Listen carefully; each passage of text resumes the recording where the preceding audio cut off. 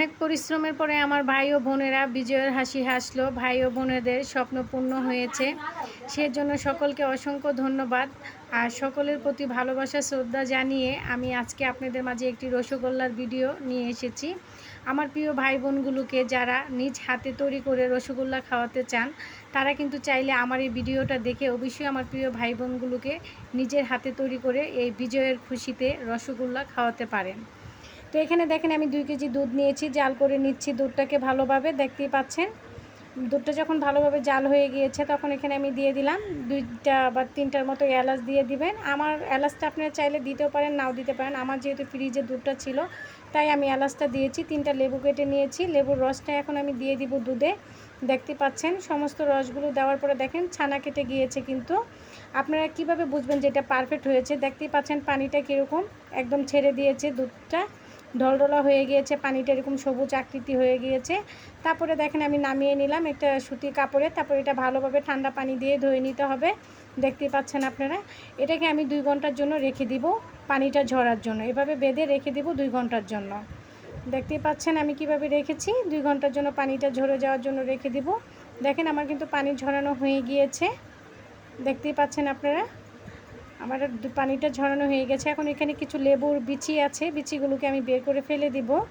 এটা খেয়াল রাখতে হবে যেন বিচি না থাকে লেবুর। দেখতেই পাচ্ছেন আপনারা। দেখেন আমি কিন্তু এটাকে ভেঙে সমস্ত বিচিগুলো লেবুর ফেলে দিচ্ছি।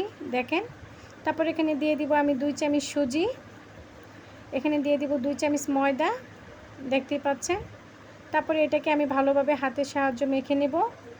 এটাকে কিন্তু আপনারা হাতের যে তালুর যে অংশটা হয় সেই অংশটা দিয়ে কিন্তু মেখে নিতে হবে। দেখতেই পাচ্ছেন আমি কিভাবে হাতের তালু দিয়ে ডলে নিচ্ছি। এটাকে কিন্তু হাতের তালুর সাহায্যে ভালোভাবে ডলে নিতে হবে। আর এটা পারফেক্টভাবে হয়ে গেছে আপনারা কখন বুঝবেন? এটা দেখেন এখন কিন্তু ছেনির সাথে লেগে আছে। এটা কিন্তু যখন পারফেক্টভাবে হয়ে যাবে তখন কিন্তু দেখেন ছেনির সাথে আর লাগবে না। এটা কিন্তু পারফেক্টভাবে হয়ে গিয়েছে, বুঝতেই পাচ্ছেন আশা করি আপনারা। দেখেন আমি কিভাবে মতে নিচ্ছি, সেভাবে মতে নিতে হবে।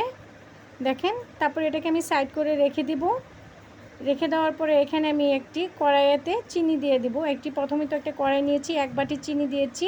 1 বাটি চিনির সাথে আমি 3 বাটি পানি দিব। আপনারা যেরকম মিষ্টি খাবেন সেটা অনুমান করেই দিতে হবে।